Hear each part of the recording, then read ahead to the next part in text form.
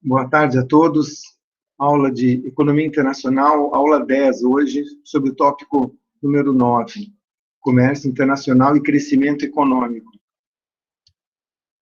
Bem, estavam previstos 3 tópicos para a apresentação, um deles será deixado de lado e focaremos em outros 2. Então, eu vou apresentar para essa aula de Comércio Internacional e Crescimento Econômico, eu vou apresentar o 9.1 e o 9.3, deixando de apresentar o 9.2. O 9.1 é sobre o comércio e desenvolvimento econômico, quais as ligações, né, de você conseguir desenvolvimento econômico através de algumas específicas estratégias de comércio internacional. E depois eu vou pular o 9.2, sobre a composição do comércio, que é um item um pouco menos importante, e vou concentrar no modelo de vantagens competitivas de Michael Porter, que também é usado não só para o comércio internacional, mas para o desenvolvimento das regiões e das empresas, aí, de acordo com Michael Porter. Bom, então, hoje nós vamos ver 9.1 e 9.3.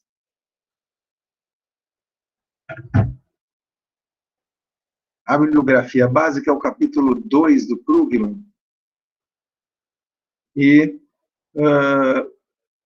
quem usa o Appleyard seria uma parte do capítulo 11.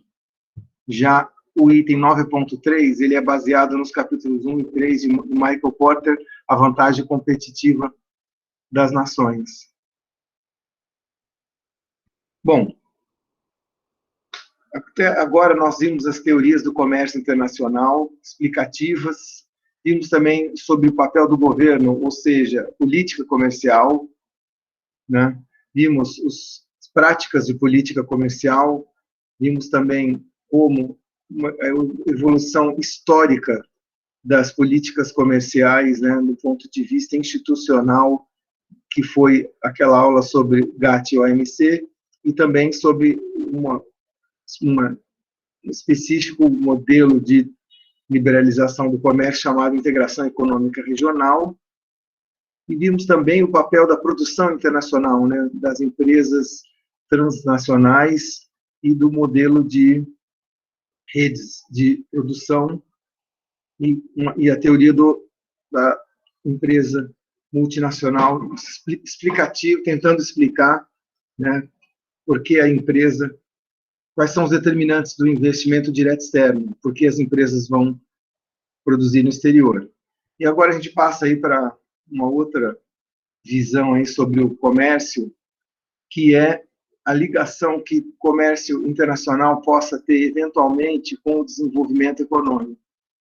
Então, primeiro nós vamos falar sobre um modelo, uma discussão que a gente já viu um pouco na aula das práticas de políticas comerciais dos países desenvolvidos e em desenvolvimento, que são as estratégias de industrialização por substituição das exportações, ou ISI, e a estratégia da industrialização orientada pelas exportações, o IOE, e como elas dão suporte ao desenvolvimento econômico, seria esse ponto número 1.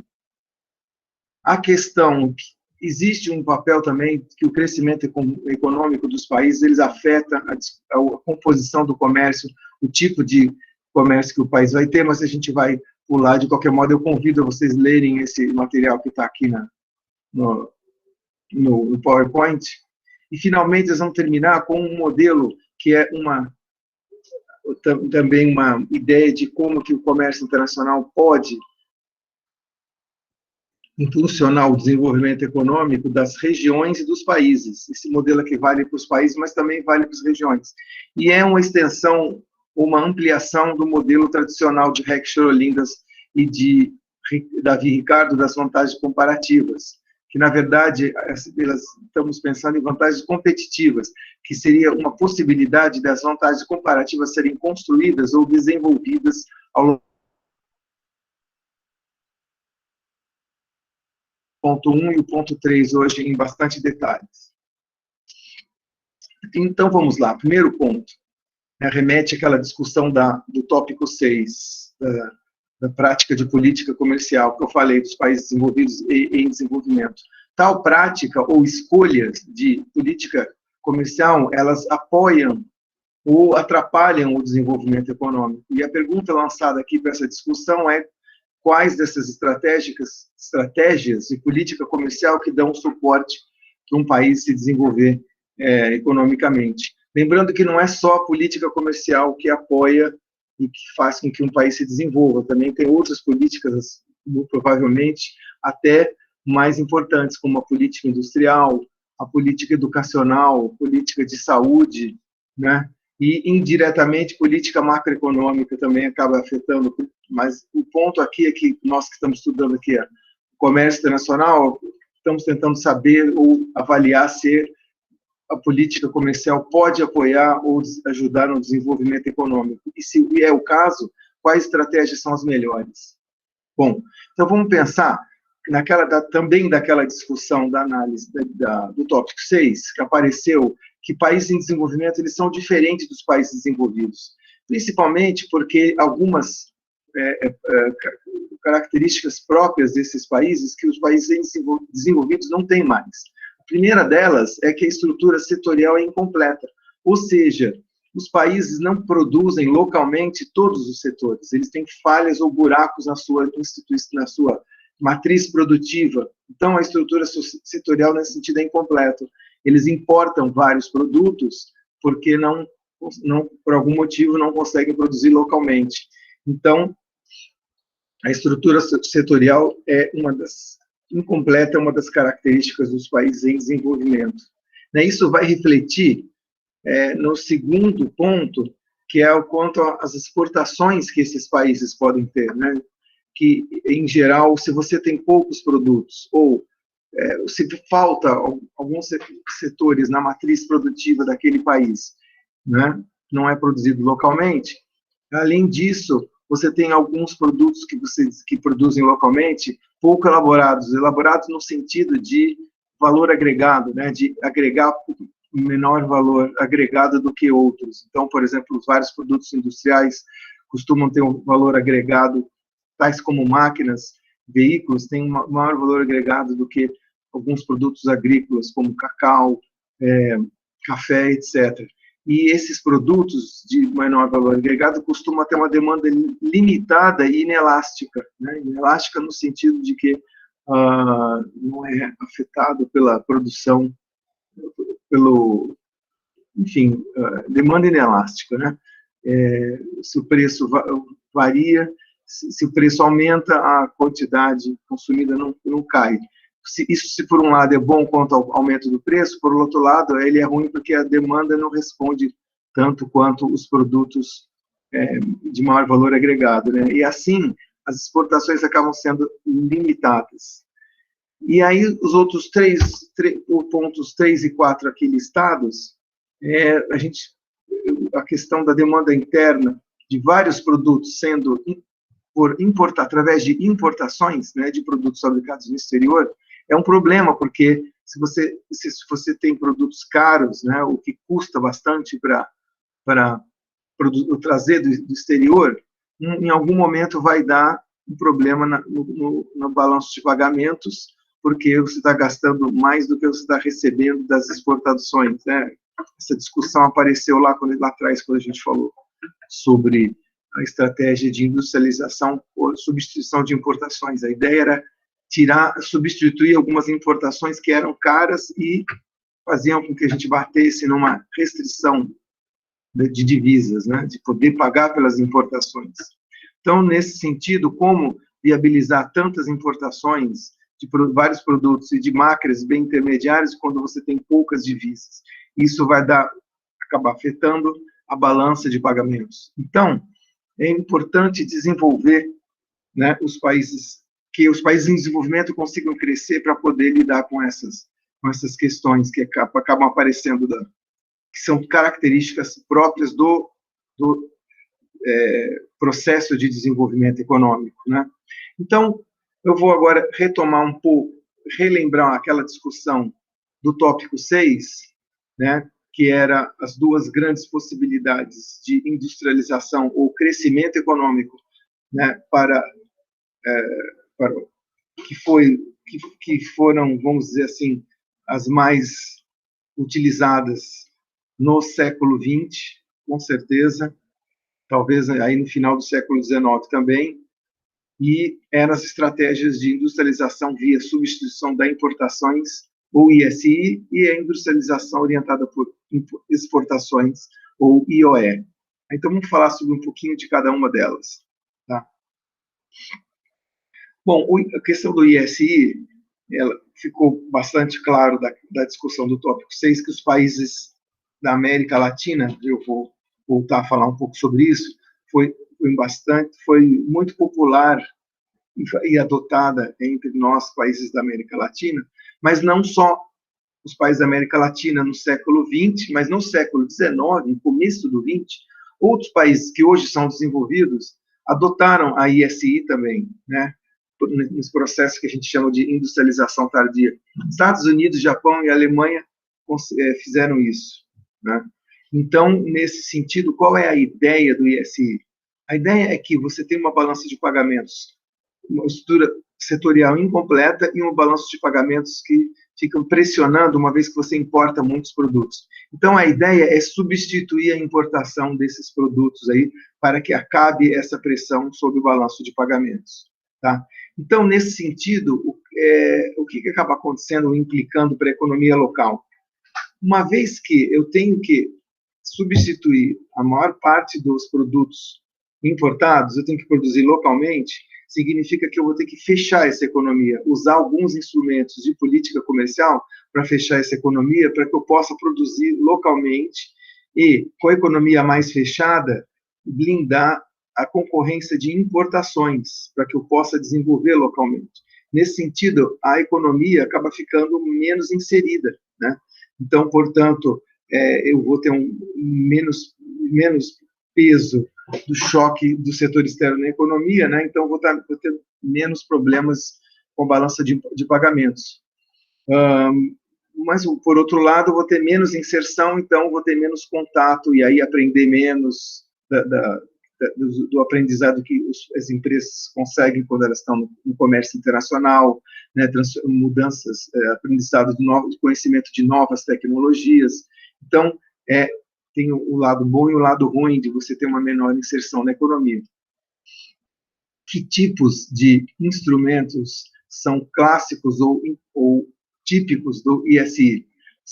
Bem, primeiro, e os mais comuns são incentivos fiscais, incentivos de crédito e a proteção comercial típica aqui que nós vimos de política comercial restritiva, né? As tarifas, as cotas tarifárias, enfim, o uso de RVE e outros instrumentos de proteção comercial que nós vimos na aula 5, do tópico 5.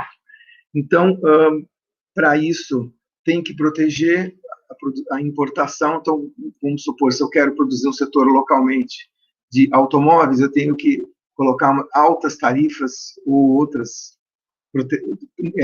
instrumentos de proteção comercial para fechar esse setor e poder produzir localmente sem concorrência de importações, né? Então, a proteção comercial é típica, mas também incentivos fiscais, né, descontos de impostos ou crédito subsidiado, crédito mais barato, para que esse setor possa ser desenvolvido. Concomitantemente, o ponto 3 acaba aparecendo como uma medida aí de política industrial, não de política comercial, mas de política industrial, que é o investimento na infraestrutura que o governo realiza, né? Então, coisas como portos, infraestrutura física, né? Para que estradas, ferrovias, uma parte desses investimentos vem do governo para que enfim, a nova produção possa ser escoada e utilizada, né, pelo todo o país, né? Então, tipicamente, o governo ajuda investindo aí na infraestrutura. Bem, outra coisa também que ocorre tipicamente, e ocorreu no caso da América Latina, foi que houve uma divisão de investimentos, tá? Enquanto houveram alguns investimentos públicos na infraestrutura, houve também investimentos privados, tá? Tanto os investimentos de empresas do país, que é um investimento privado local, mas também fluxos de ID, de investimento direto externo, tá? E por quê? Porque alguns setores que foram substituídas importações, muito bem, foi necessário fazer esses investimentos, adotar essas medidas aqui de 1 a 3 anteriores que eu coloquei, mas concomitantemente, enquanto alguns setores vinham investindo no Brasil, tinha uma divisão entre externo e local.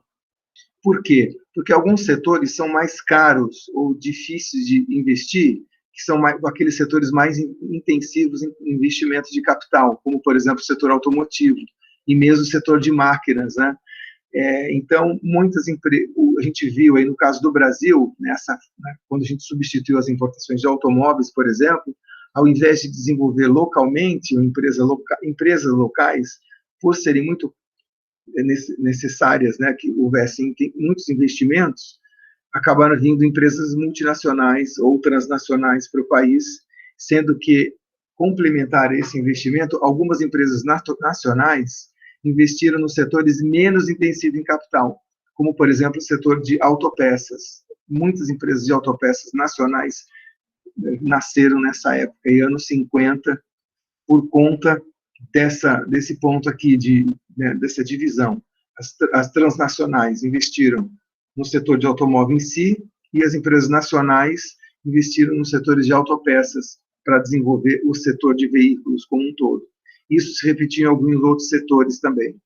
Então, tipicamente, é isso que ocorre no ISI. Bom, é óbvio que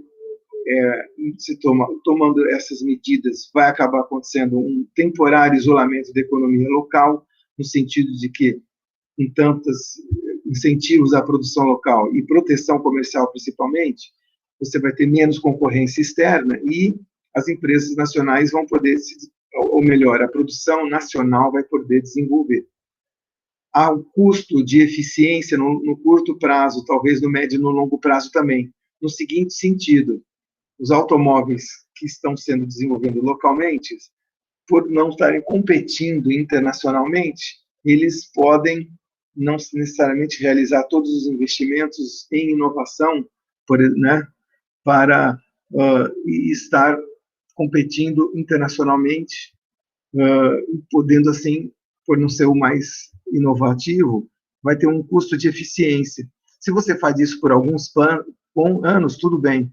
O problema é que esse isolamento, do que o número 2, proteção comercial, deu, deveria ser removido ao longo do tempo para aumentar a eficiência da economia, né? Então, nesse sentido, era importante que se removesse esse isolamento no médio e no longo prazo. Tá? O que aconteceu na América Latina desde o fim dos anos, metade e fim dos anos 50 até os anos 80, foi justamente uma adoção aí durante 30 anos de políticas de ISI para desenvolver e completar aquela matriz industrial brasileira que nos anos 50 era muito, mas muito incompleta. Né? Aí, qual é o resultado nos anos 80 e 90?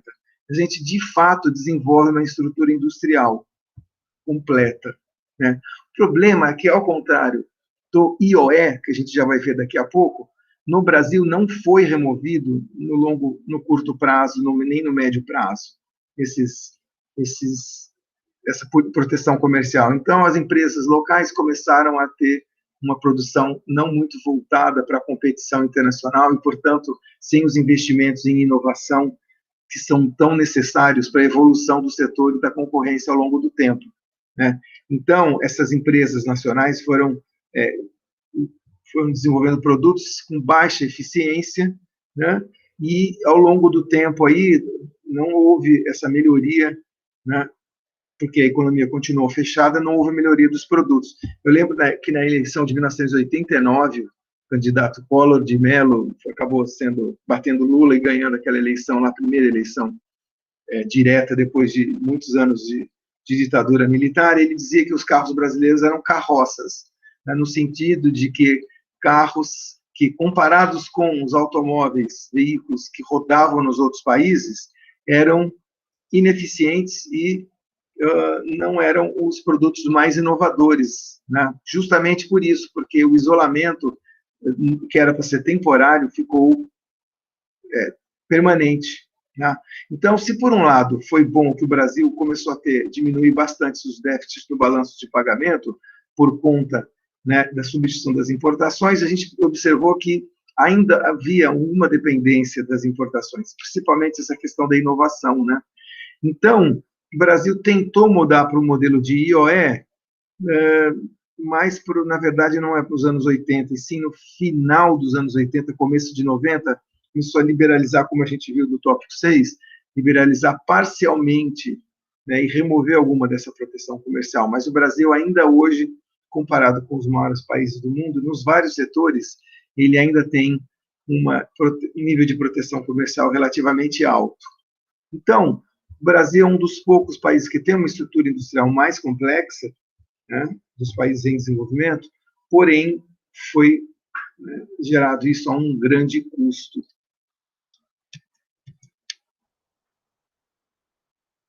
Muito bem. Que mais? Vamos falar agora sobre o modelo IOE, ou Industrialização Orientada para Exportações.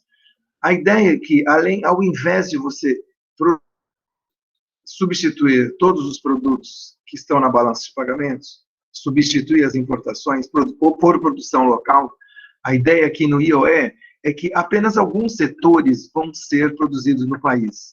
Não todos. A ideia não é tentar substituir a grande maioria e ter a estrutura industrial completa, e sim fazer tal substituição, iniciar a produção no país, mas com os produtos que sejam escolhidos, aqueles produtos que têm demanda internacional comprovada, que tem bastante demanda internacional, como, por exemplo, automóveis, navios, máquinas, televisões, né, e toda a linha branca, né, geladeira, fogão, televisores, posteriormente, celulares e telefones celulares e tablets e outros produtos de alta tecnologia.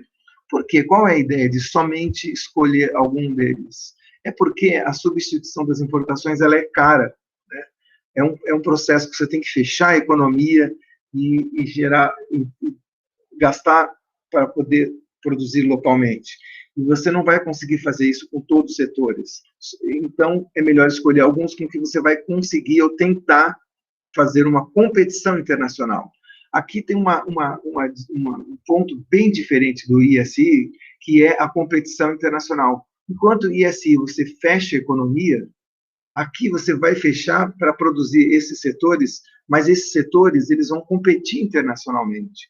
Então, por exemplo, a Coreia do Sul, que adotou o IOE, ela não quis simplesmente produzir todos localmente, mas alguns, como, por exemplo, automóveis, ou televisões, ou navios, que tinha demanda internacional. Aí as empresas iam, justamente por estar na competição internacional, elas vão competir, então elas têm que ter uma eficiência maior.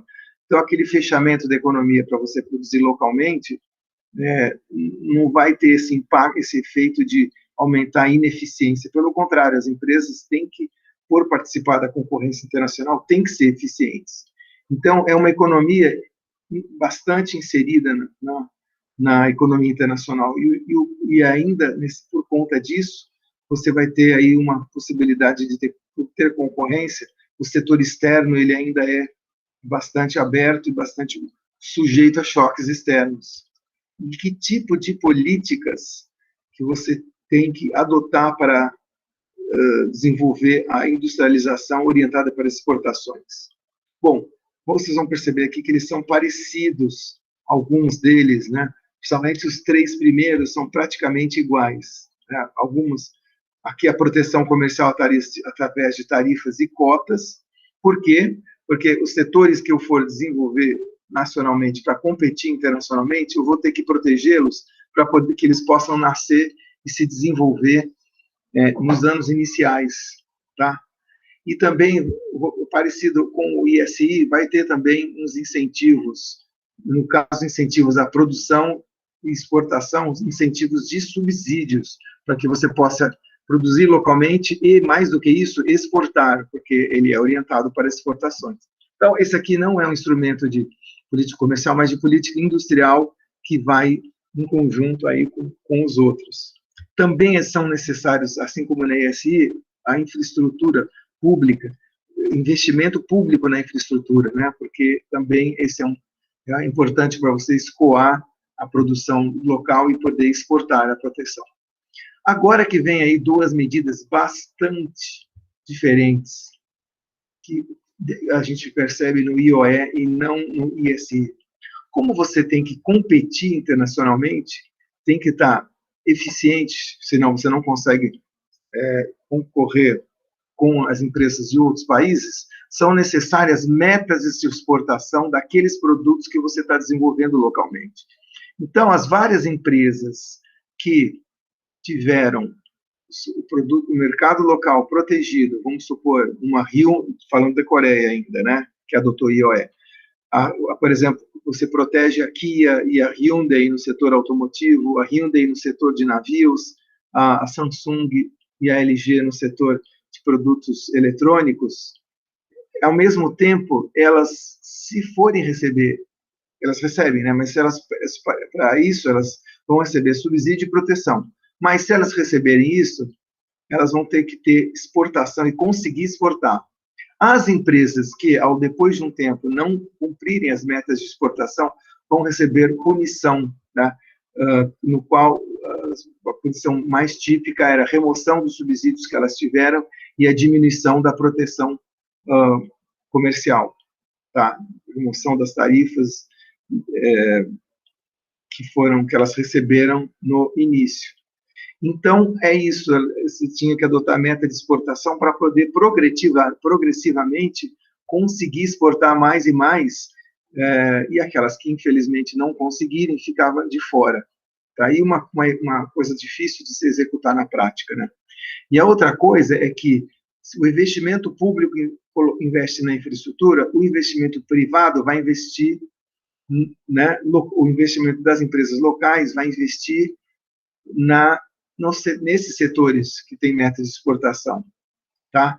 E usando a poupança interna, essa é uma característica que o país tinha também, de consumir menos e poupar mais, e essa poupança interna era utilizada justamente para esses investimentos dessas empresas. Essas empresas que eu mencionei agora, Hyundai, Samsung, LG, Kia, etc., elas utilizaram da grande disponibilidade de poupança interna.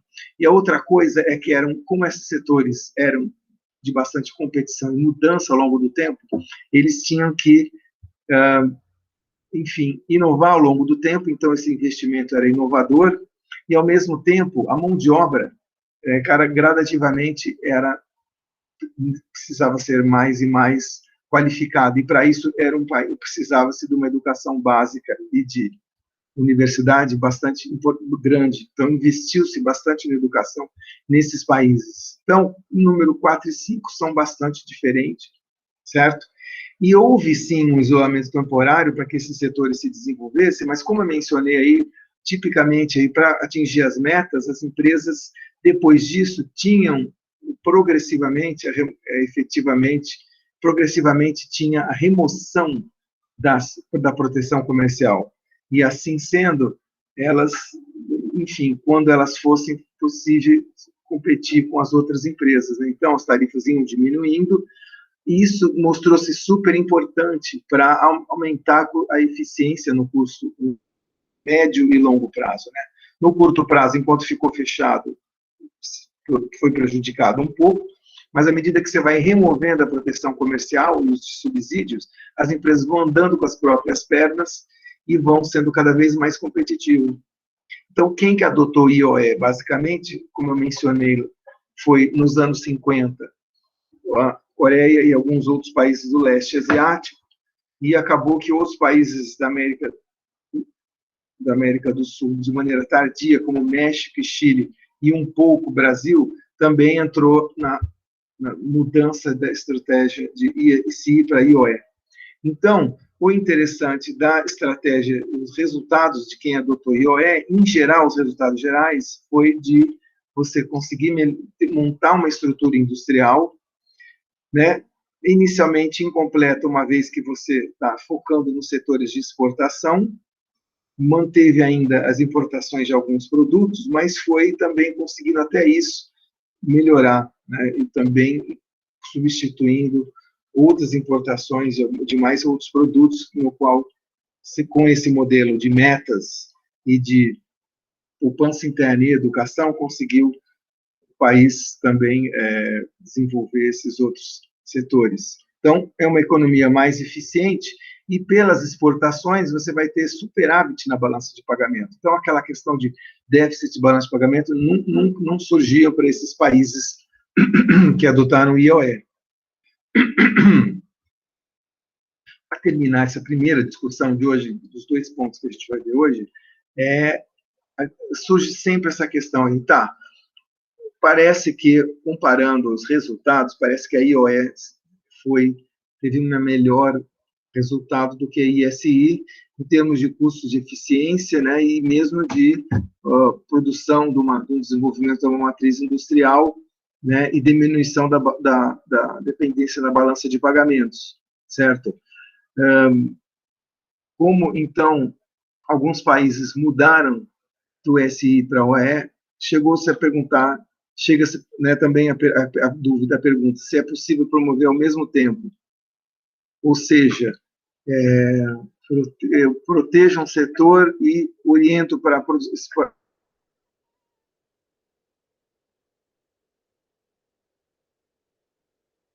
Número 2 e o número 1 apareceram nas duas estratégias. Tá? Então, no curto prazo, você consegue desenvolver, mas depois, logo depois, né, à medida que começam a surgir as primeiras empresas, você tem que tomar aquela decisão crucial de remover parcialmente a proteção comercial e os subsídios para que a empresa consiga andar com as próprias pernas e se desenvolver, né?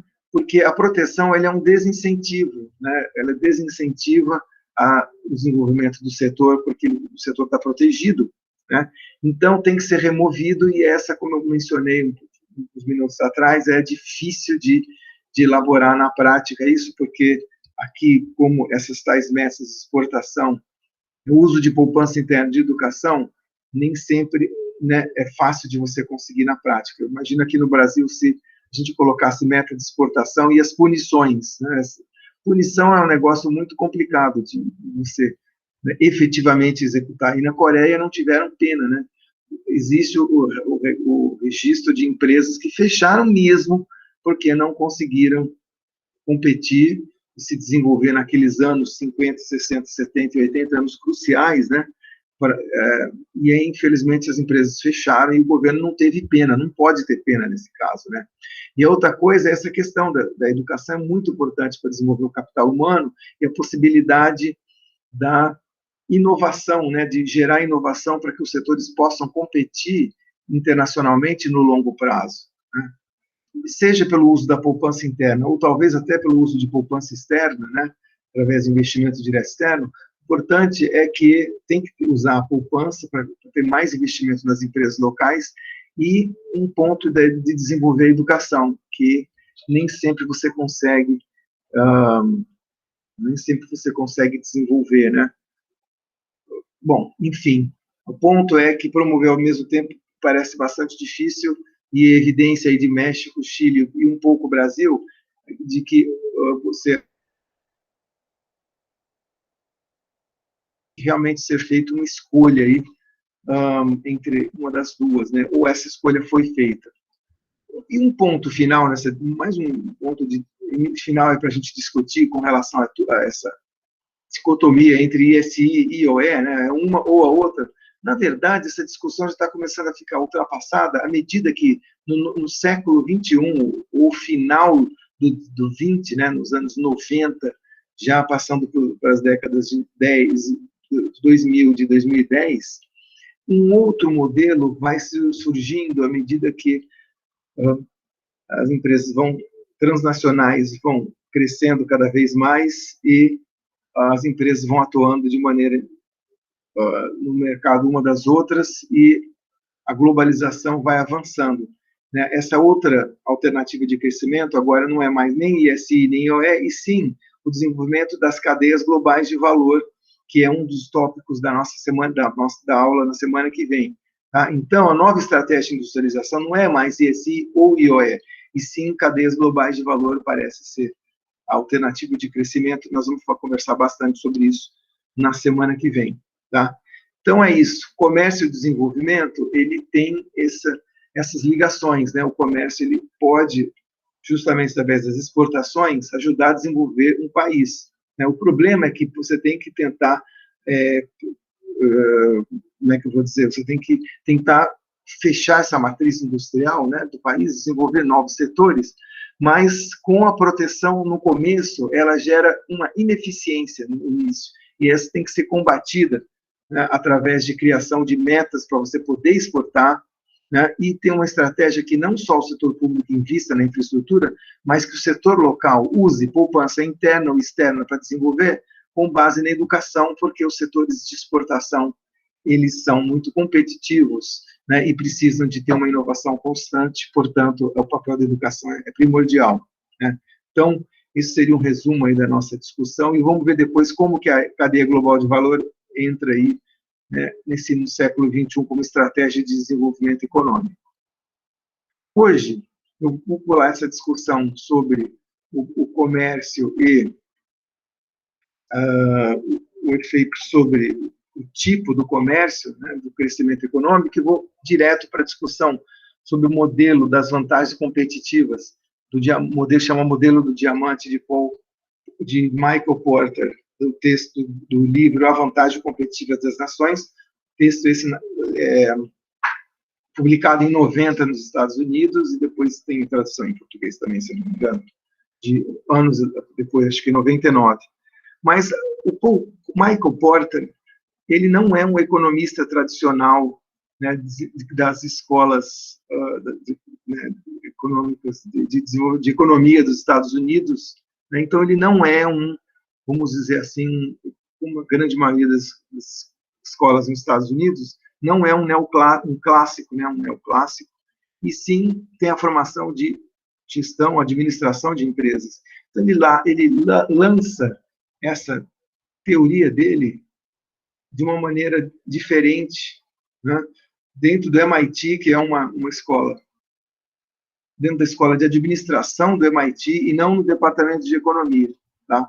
E é uma teoria que faz algum sucesso, ele faz uma leitura dessas teorias do comércio internacional para tentar, que foram propostas, e tentar melhorar e explicar o que faz com que as nações sejam competitivas. Então, ele vai além, por exemplo, do modelo de Heck-Sherolin, que tenta explicar a competitividade, os países exportarem produtos, serem competitivos por conta da dotação de recursos que o país tem, né? Ou pela estrutura da demanda, como o modelo do Paul Krugman, né, metade dos anos 80, e ele meio que amplia essa discussão e coloca de uma outra maneira essa discussão, não mais como dotação de recursos, mas sim como coisas que fazem com que as empresas ou as firmas de um determinado país consigam competir. Ele está reconhecendo, em 1990, que a competição cada vez mais não é dentro do país. Por exemplo, a competição se dá dentro dos Estados Unidos, ou dentro do Reino Unido, da França, ou do Brasil. Não, na verdade, a competição, nos anos 90, com o avanço da globalização, a competição é em mercados globalizados. Então, a Volkswagen está concorrendo com a Ford, não só, por exemplo, na Europa e nos Estados Unidos, mas sim em continentes. E aí ele faz a seguinte pergunta: tá, tudo bem, mas a Volkswagen é uma empresa europeia e a GM é uma empresa americana. Será que tem alguma coisa lá no país sede que ajuda, influencia essa empresa a se desenvolver e competir nesses mercados globais? Então ele vai atrás, veja bem, ao contrário do modelo de Heck-Sherolin, por exemplo, que mostra o papel da dotação de recursos, ele vai buscar explicar essa competição e esse crescimento de exportações através das firmas. O que faz com que as firmas sejam competitivas, né? O que determina a competitividade?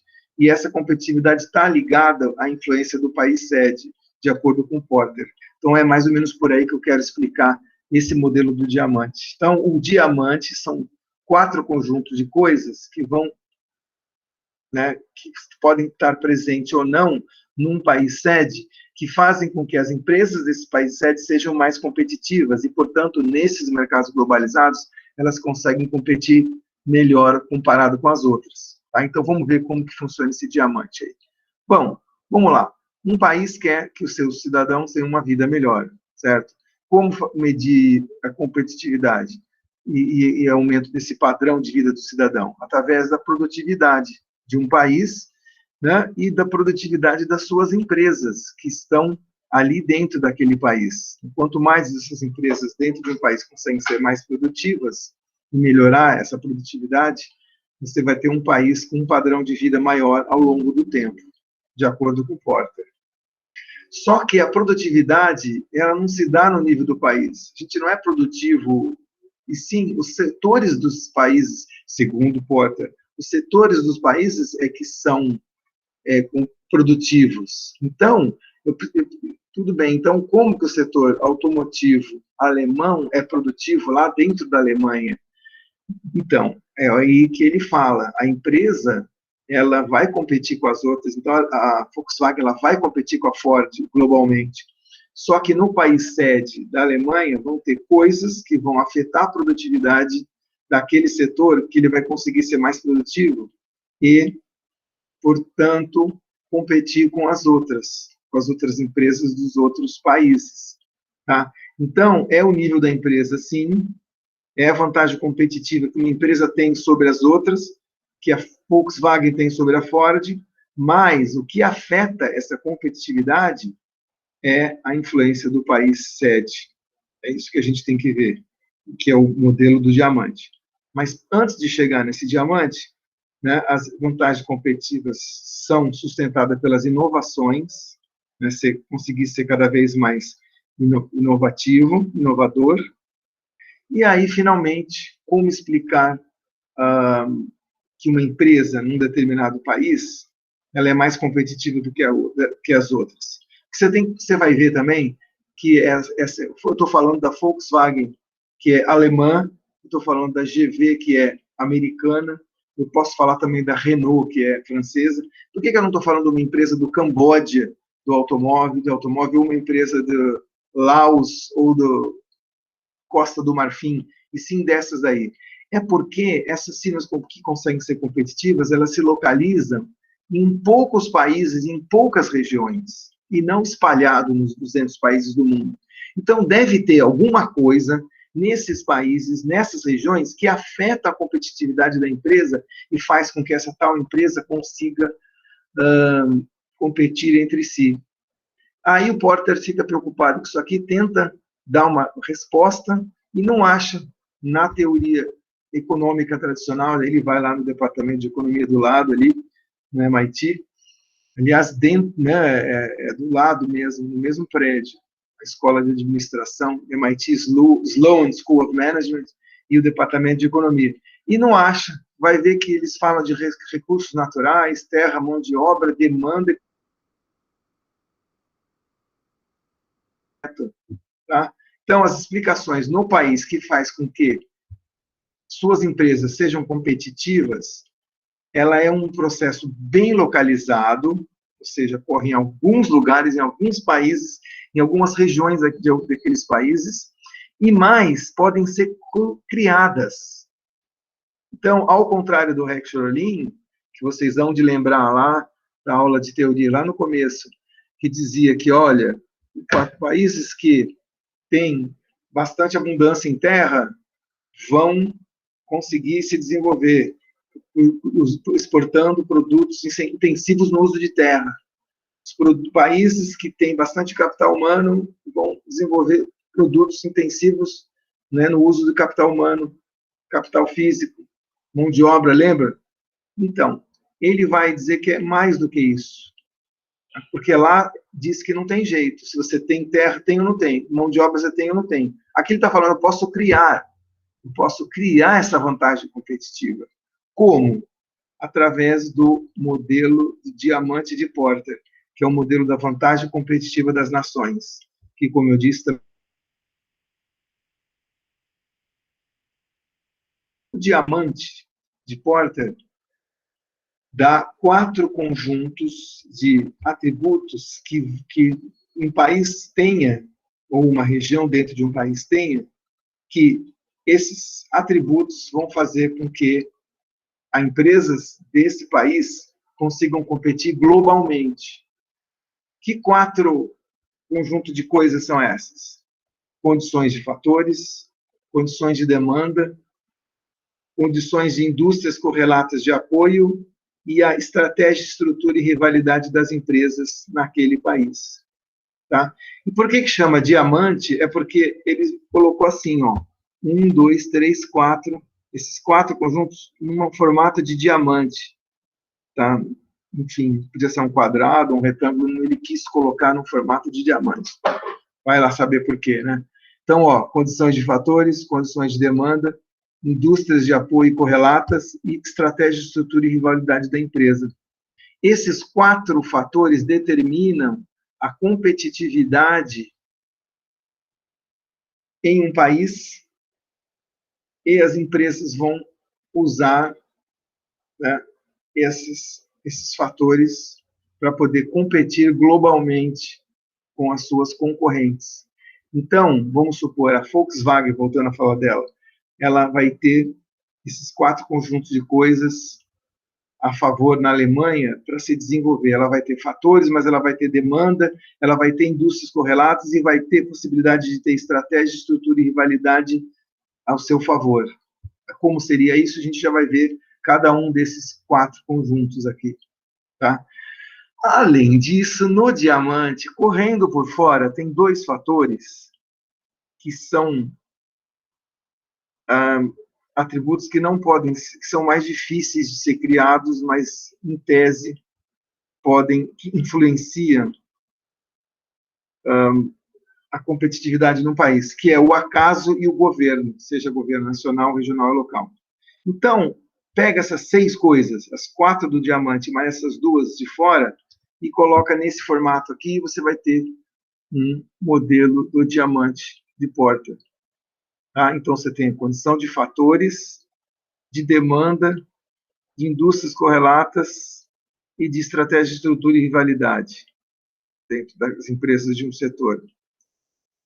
Afetando por volta daí, tem o acaso, e o acaso é isso mesmo que vocês estão pensando, sorte, acaso, e o papel do governo, que afeta cada um dos 4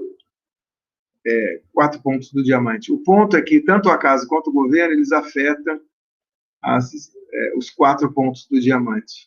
Tá? Então, são essas 4 coisas aqui que dão a competitividade de um país, e aí as empresas vão poder, usando isso, tendo ou não a favor, vão poder usar isso para poder competir em mercados globais. Então, lembre-se disso, mercados globais. Né? Ele não está tentando explicar mais concorrência em um país, e sim concorrência global. Muito bem, então vamos ver cada um desses 4, certo? Começando pelas condições de fatores.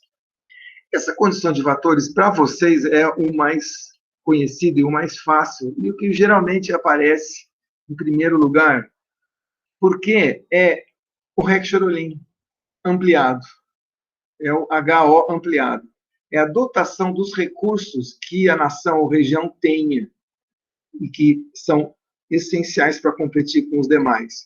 O problema aqui é que ele dá uma ampliada nessa discussão de fatores e coloca de uma maneira bem mais complexa do que o Heck-Cherolin. Heck-Cherolin era: tenho terra, tenho capital humano, tenho capital físico, tenho mão de obra não especializada. Certo? Aqui não. Aqui você vai, são muitos mais fatores, são vários fatores que dentro desse primeiro ponto do diamante que aumenta a competitividade das empresas que estão ali naquela região, naquele país. Então, vamos começando pelos recursos humanos. O velha mão de obra vira recursos humanos, especializados ou não. Porque você pode ter mão de obra não especializada e usar alguns setores. Ou mão de obra especializada, como, por exemplo, bacharéis em ciência da computação para trabalhar no setor de software ou no setor de química fina, né? Que você precise de saber bastante sobre software. Então, os recursos humanos é isso. Os recursos físicos é o bom e velho recurso natural do Heckscher Ohlin, né? Matérias-primas, coisas físicas que eu tenho. Então, se eu tenho bauxita, se eu tenho minério de ferro, se eu tenho água, se eu tenho terra em abundância, é isso aqui. Recursos de capital. Aqui teria que pintar em azul, aqui, capital. Ficou faltando ressaltar aqui. Capital é importante, porque você tem capital de vários modos, né? Tem o capital físico da máquina, maquinário, máquinas, equipamentos. Tem o capital financeiro.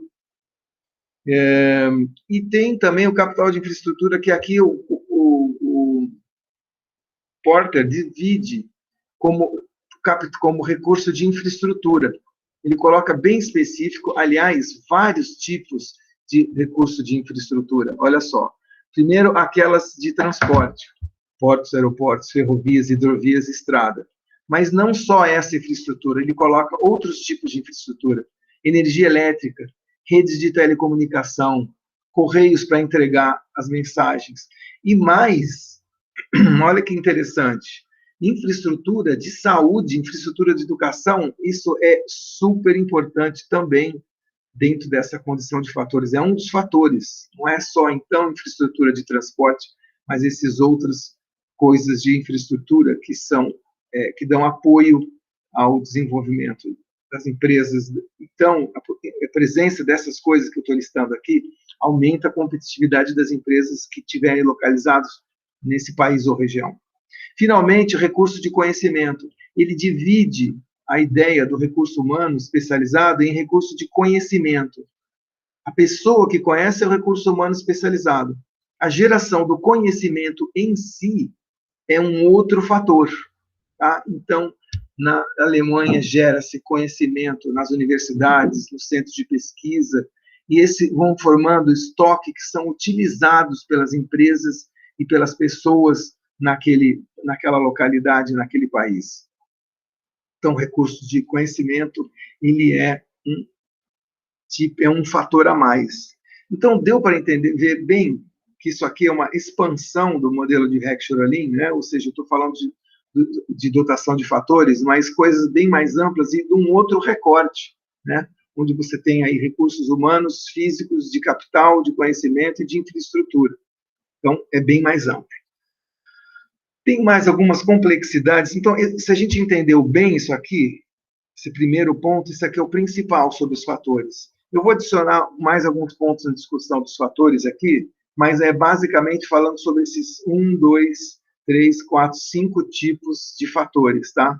Humanos, físicos, capital, conhecimento e infraestrutura. O primeiro ponto é que existe uma hierarquia entre esses fatores. Tem alguns fatores mais importantes do que o outro nesse sentido. Você tem fatores básicos, que gerariam, em tese, para a produção menos valor agregado, que são aqueles ligados ao clima, mão de obra não especializada e local, e fatores avançados, que estão ligados a essa infraestrutura, pessoal capacitado, instituto de pesquisa, conhecimento, né? Então, os avançados são desse conjunto de 5, né, que são aqueles que geram mais valor agregado. Essa que é a diferença entre os básicos e os avançados. Elas geram mais valor agregado na produção e são mais difíceis e mais caros até, em geral, para você conseguir. Tá certo? Esse é o primeiro ponto. Existe uma hierarquia entre os fatores. O segundo ponto é que existe também especificidade de fatores. Não adianta, tem alguns fatores que são generalizados e outros são especializados. Tá? Que nem aquela discussão de microeconomia, de bem homogêneo e bem diferenciado, né?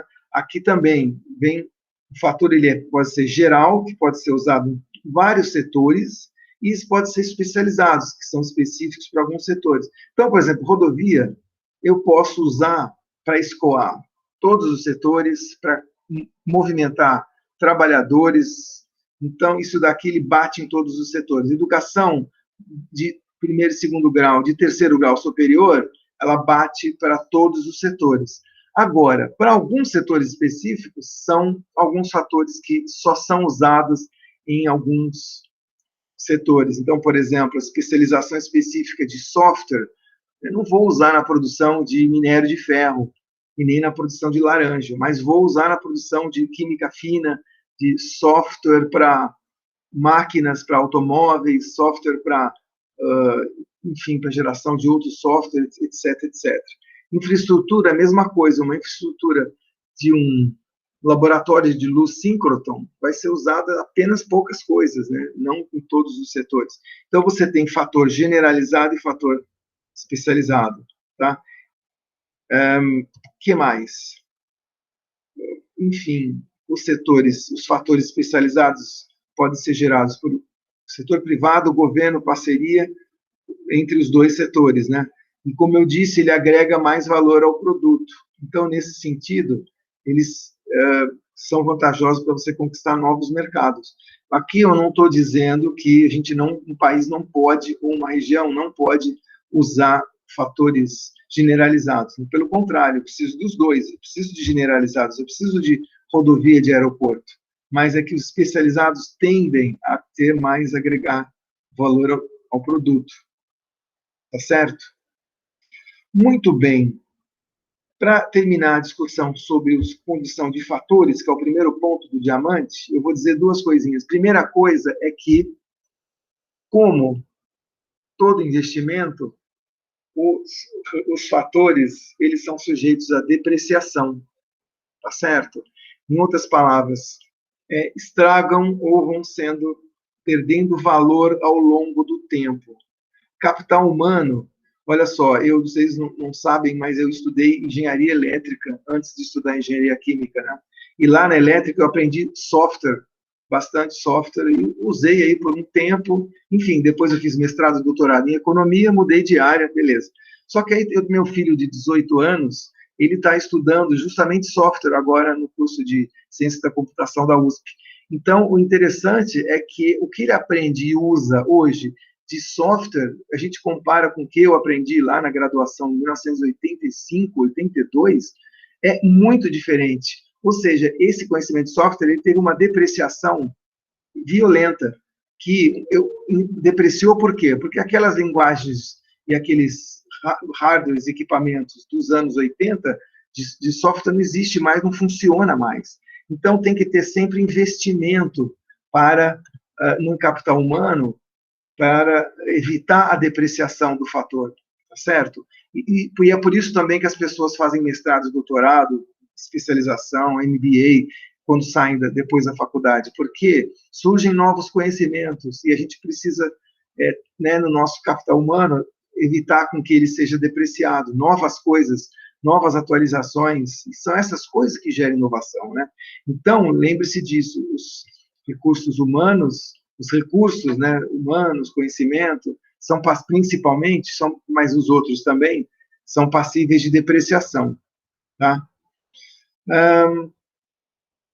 Muito bem. E a outra coisa que eu queria comentar é a ideia de que esses fatores eles podem ser criados ao longo do tempo, mesmo que um país detenha desvantagem inicial, tá certo? Um exemplo muito grande disso é Japão, Coreia e China, certo? Os Estados Unidos detinham um estoque de capital de conhecimento bem maior do que a Coreia nos anos 50 e 60, só que a Coreia foi investindo, através de atenção e do esforço nesse setor, as suas universidades foram crescendo bastante, a ponto de virarem hoje inovadoras, né, e gerarem bastante conhecimento. Isso ocorreu com o Japão, com a Coreia na sequência, e está ocorrendo com a China. É incrível como hoje, eu que trabalho com isso, né, pesquisa, a gente percebe como que o conhecimento tem sido gerado também por chineses agora, novas pesquisas em várias áreas, não é só mais Estados Unidos e Europa, ou alguns nichos, né, que o Brasil tem, por exemplo, em alguns institutos, em algumas universidades, né, mas como eles, através da atenção e do esforço, tiraram essa desvantagem que eles tinham no fator recurso humano, conhecimento, e foram desenvolvendo isso ao longo do tempo. Tá? Então, deu para entender bem essa ideia dos fatores, né? Que eles têm esses 5 conjuntos de fatores, existe hierarquia e especificidade de fatores, e também essa discussão da depreciação e da tensão e do esforço. Então, ponto 1, condição de fatores do nosso diamante, que é esse daqui. Vamos falar agora sobre as condições de demanda. Do que se trata esse ponto a mais, que não existia em outras explicações de comércio internacional, né? E que o Porter adiciona. Ele diz, o Porter, que a demanda também é bastante importante. Então, ele vai, paralelamente aí ao Paul Krugman, que também mostra, né, que a demanda é importante, ele fala que a demanda ela é importante também num determinado local. Por quê? Porque a demanda ela faz com que haja uma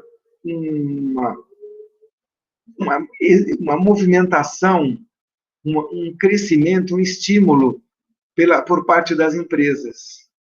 Como assim? Veja você que não é só o tamanho da demanda, a quantidade, certo? Mas também a qualidade do comprador nacional. Qualidade no seguinte sentido: eu sou um consumidor exigente e sofisticado. Exigente porque pede cada vez mais produtos com uma qualidade mínima maior. E sofisticado porque vai, ao longo do tempo, exigindo a criação de novos produtos que tenham, né, que satisfaçam outras necessidades, outras demandas.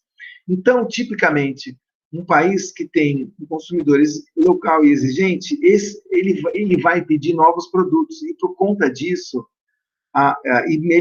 novos produtos e melhores produtos. E por conta disso, as empresas daquela região vão ter que melhorar os seus produtos, vão ter que melhorar os seus processos de produção, vão ter que melhorar e criar, se não existe, processo de inovação, de criar cada vez mais uma inovação dentro da empresa, criatividade e agilidade, né?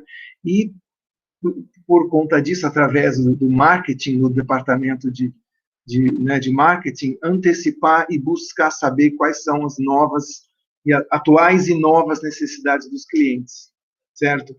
E esse que é o ponto interessante, que essa condição de demanda não existe nos vários países, né? Você pode imaginar aí alguns países do mundo onde o consumidor ele é menos sofisticado, menos exigente, até por conta também por questão de renda, né? Mas essa condição de demanda não aparece em todos os países, né? Mas sempre que há uma demanda sofisticada, ela vai puxar com que a indústria local seja mais sofisticada e atenda essas coisas aqui que vão fazer com que o produto tenha uma qualidade melhor. Se o produto tem uma qualidade melhor, o que acontece? Ele vai poder vender não só no seu país, quanto no resto do mundo, numa escala global, que é exatamente o que aconteceu com a Coreia. Vejam vocês, a Coreia ela tem a LG e a outra, Samsung. Pois a minha esposa estava falando outro dia sobre como ela gosta da TV de Samsung, como ela gosta do celular Samsung. Então, olha para vocês verem, a Coreia é um país desse tamanho de pequeno. Se fosse pensar só nos 35, sei lá, eu não lembro se é 35, se é 60 milhões de habitantes, mas é pequena, né? Se fosse pensar só na demanda daqueles consumidores, seria pequena, né? No entanto, ela tem escala global porque, ao longo do tempo, esse consumidor local foi sendo cada vez mais exigente, cada vez mais sofisticado, puxando todas essas coisas que estão aqui, né? Melhoria de produto, processo, inovação, agilidade, antecipação às necessidades dos clientes, foi puxando isso e fazendo com que o produto coreano fosse cada vez melhor e conseguisse competir com, sei lá, no mercado de celulares, ela conseguisse competir com a Apple, conseguisse competir com a Nokia, BlueBerry e assim por diante, e as outras, Sony, que estão nesse setor, né? Então, o papel da demanda é bastante importante, né? Então, tem a condição de fatores, mas tem a condição de demanda também. E os dois outros pontos importantes do diamante de porta é aquelas empresas que ele chama de indústria correlata de apoio, mas nada mais é do que a cadeia produtiva para frente e para trás, né, que estão ligadas àquele setor do que a gente está falando. Então, pensa aí na LG. No que significa indústria correlata de apoio? Quais são os fornecedores e distribuidores que estão ligados à LG e que sejam qualificados? E por que isso é importante? Porque essa condição que essas firmas fornecedoras estejam, veja bem, não é só a firma em si, mas as suas firmas que estão relacionadas a ela, por que elas também têm uma condição boa? Por quê? Porque se eu tenho fornecedores que têm insumos bons, insumos com menor custo, entrega com maior rapidez, de preferência até, né, que seja entrega preferencial e coordenada, eu vou poder fazer uma cadeia produtiva mais eficiente e vou poder, inclusive, melhorar os meus produtos justamente porque aqueles fornecedores estão ali apoiando e dando os insumos com menor custo. Os distribuidores também são qualificados, estão distribuindo o meu produto de maneira competitiva. Isso é bastante importante. Então, nesse sentido, esse aqui é um fator de localidade, né? Um fator de regional, assim, vamos dizer, que naquele país, naquela região, você tendo os fornecedores, né, e distribuidores e usuários naquele jeito, né, tendo essa proximidade, permite com que a gente seja, a própria empresa que nós estamos analisando, possa ter um ambiente melhor de trabalho, né? Então, esse ponto de indústrias relatos de apoio em boa condição também é bastante importante, além da demanda e além dos fatores. Tá? Então, fatores, demanda, setores correlatos, setores ligados para frente e para trás. E, finalmente, uma condição aqui, que isso aqui é típico de gestão de empresas, quem faz administração de empresas aí viu, mas a gente em economia também tem a questão da rivalidade, né? Estratégia, estrutura e rivalidade é basicamente como é a organização daquele setor onde a empresa compete. É importante ter que ela tenha uma rivalidade, outros concorrentes, a estrutura daquele setor e as estratégias que ela possa definir, possa desenvolver na competição global. Primeira questão, a questão da rivalidade. Se não existe a rivalidade, o mercado de monopólio, a tendência à acomodação e a tendência a gerar ineficiência na concorrência é muito grande, geração de ineficiências. Por outro lado, você tem uma rivalidade no seu encalço, até porque ele está disputando o seu mercado interno. Então, por exemplo, o Volkswagen está competindo com a Audi, competindo com a Mercedes-Benz, competindo com a BMW. Dos Estados Unidos também tem lá a competição forte que sempre teve.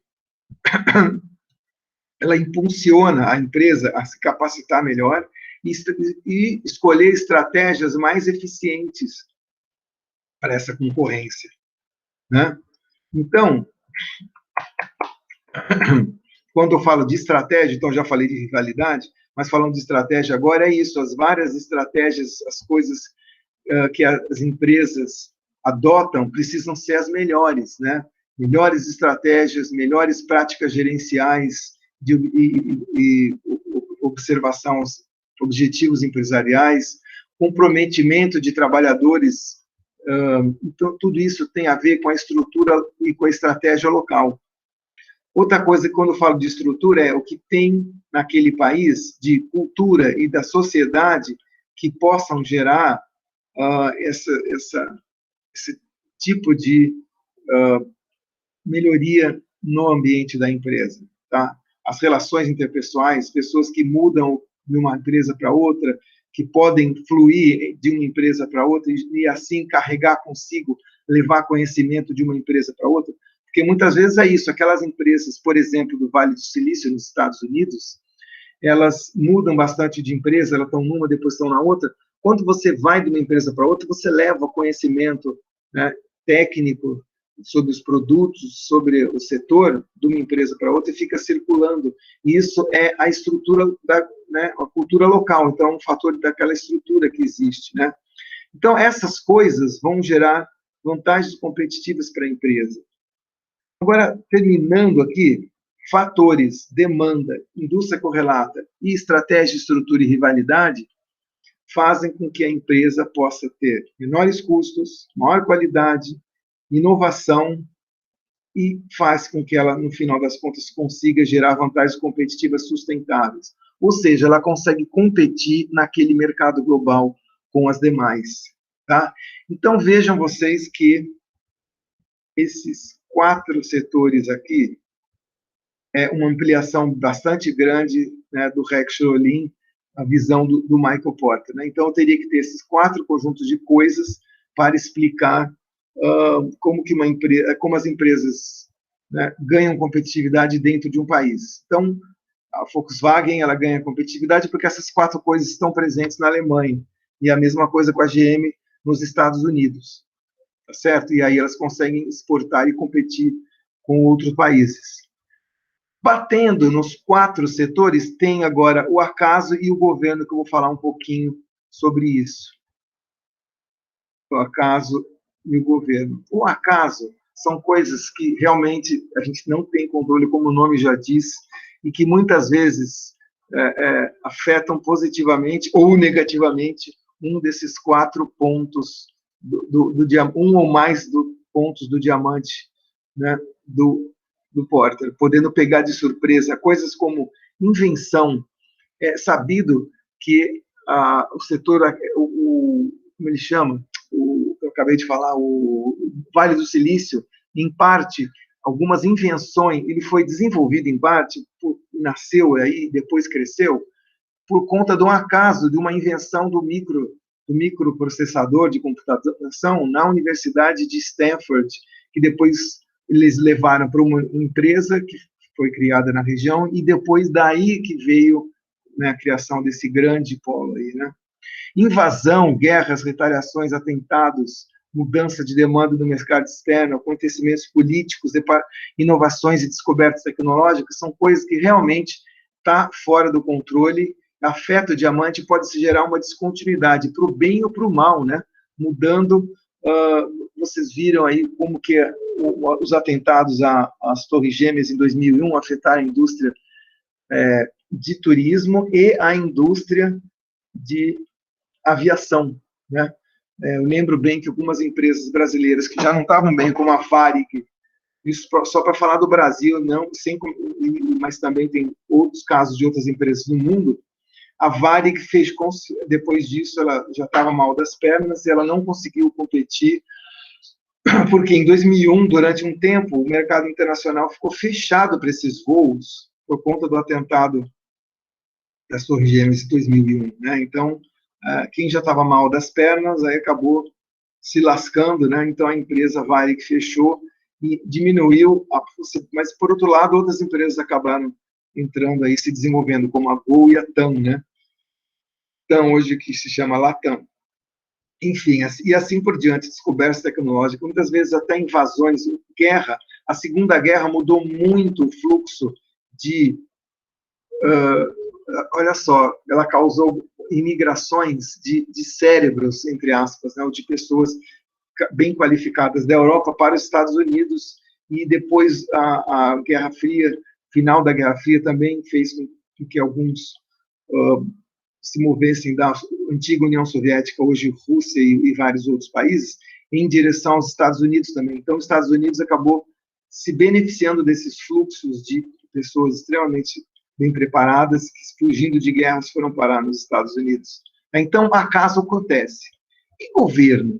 Bom, governo é aquele que a gente mais acha que pode influenciar, né? Ainda mais economistas aí que estudam políticas, né? Olha aí, políticas macroeconômicas, políticas microeconômicas, até a nossa aqui, política comercial, todas essas políticas, será que elas podem afetar os determinantes? Eu diria que sim, né? Seja uma política nacional, regional, local, ela pode afetar, só que precisa ser bem colocada, muito bem calculado o papel das políticas, porque assim como elas podem influenciar o diamante de porta para o bem, ela pode influenciar para o mal também, né? Ela pode tanto fortalecer quanto enfraquecer o sistema dos determinantes. Então, ela precisa ser muito bem feita, muito bem colocada, tá? Isso aqui é uma outra grande discussão aqui, mas eu só queria colocar esse ponto, tá? Que, sim, é possível que o governo influencie o diamante de Porter, e vejam vocês que políticas que o governo da Coreia fez foram bastante acertadas, aquelas políticas de educação que eu falei inicialmente, mesmo a política comercial restritiva de tarifas e cotas no início, depois removidas e substituídas por metas de exportação. Então, foram políticas que acabaram funcionando bem e fortalecendo aí o diamante de Porter. Bom, para terminar, fazer dois comentários aí. O primeiro comentário é a discussão que acho que está bem claro que esses atributos também entre si têm um dinamismo que acaba afetando um ao outro. Tá? Então, condições de fatores, as condições de demanda podem influenciar as indústrias correlatas, as estratégias, estrutura e rivalidade dentro de um país. É um sistema dinâmico, né? Então, justamente por isso que tem que ser bastante estudada e entendida para ver como utilizar esse diamante para o bem, né? Então, a primeira coisa que a gente pensa é justamente isso aqui, governo, né? De repente, os níveis de governo poderiam afetar, né, colocando as políticas certas para melhorar tanto os seus fatores, quanto a demanda local, quanto as indústrias correlatas e as estratégias de validade e estrutura de um país, né? Só que essas coisas também elas levam bastante tempo, né? Leva um certo tempo para funcionar, então tem que ser primeiro bem feito e segundo esperar que as coisas vão funcionando, né? E uma frase que eu reproduzo aqui do livro para fechar essa discussão sobre o modelo do diamante de Porter, para vocês entenderem, lembrando que a pergunta inicial aqui era, né, como as empresas ficam mais competitivas, né, por conta do ambiente que ela tem no país, né, que é explicado aí pelos 4 conjuntos de coisas e mais os 2 que batem por fora. Lembrando que essa é a pergunta inicial, né? O que ocorre é que as empresas competem no mercado global. Então, para isso, ela vai precisar que o seu diamante local do país dela tenha vantagem de impor todo o diamante.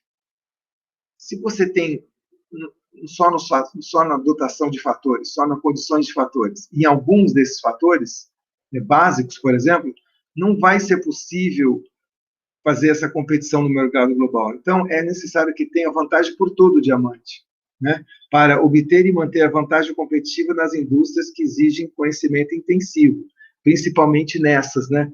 Aquelas que exigem conhecimento intensivo, você tem que ter conhecimento, você tem que ter aí vantagens em todo o diamante.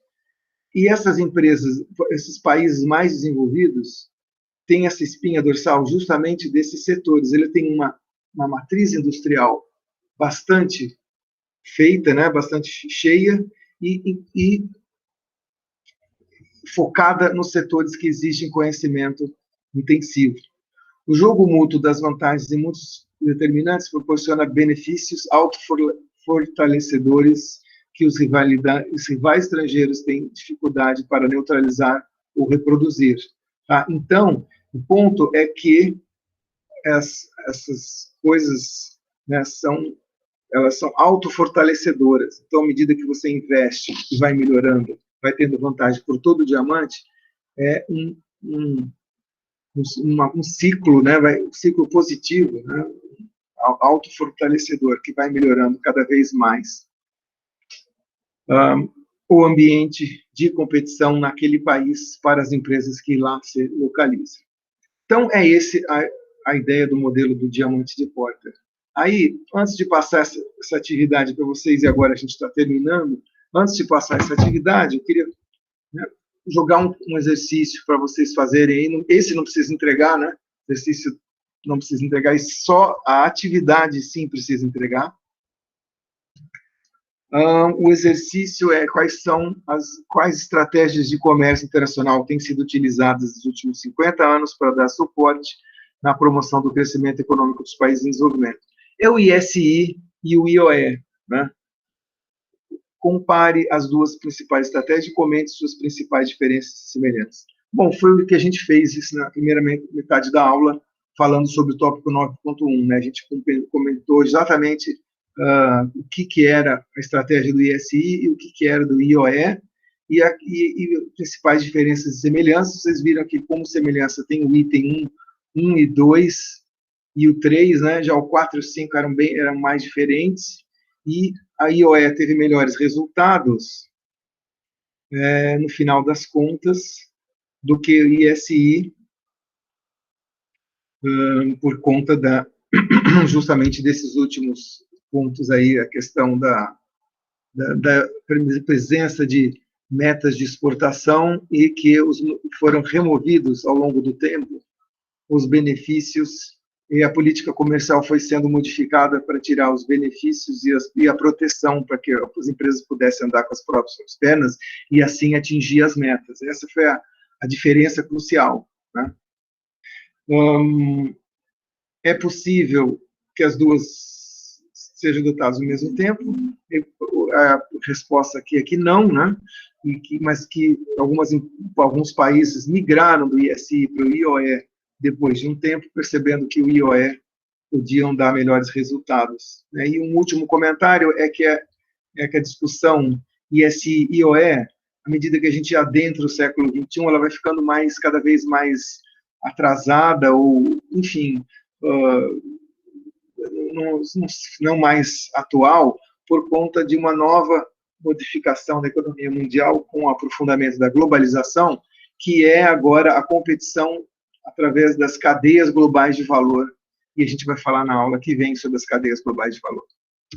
Fica como atividade, então, para vocês entregarem aí, uma semana, esse seguinte ponto aqui, que é justamente uma discussão aí sobre o modelo do diagrama de Porter, o que vocês entenderam sobre essa discussão que eu coloquei aqui, quais são os determinantes das vantagens competitivas das nações e regiões de um país. Esses determinantes são os quatro grandes, os seis, né, os quatro grandes condições, e as duas que atuam por fora. Eu peço para vocês explicarem resumidamente cada um deles, e mostrar como os fatores externos afetam os determinantes, no caso, a casa e governo, né, e, por conseguinte, como afeta as vantagens competitivas das nações e regiões de um país.